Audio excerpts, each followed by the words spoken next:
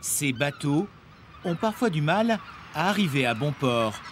Pour accéder ou pour partir, ils empruntent la Leyre, la rivière qui se jette dans le bassin d'Arcachon.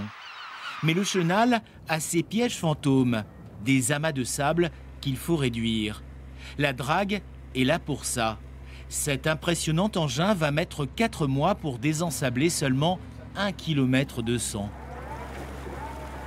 C'est une drague aspiratrice stationnaire, donc en fait elle n'a pas de moteur à propulsion.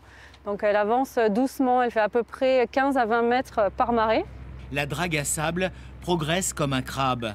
À l'arrière, 2 pieux se soulèvent l'un après l'autre.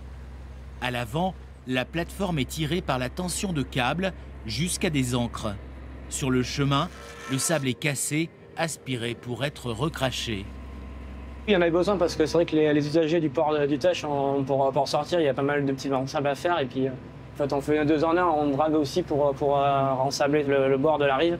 20 000 mètres cubes vont ainsi être repositionnés, soit en bordure de rivière, soit plus loin sur les plages.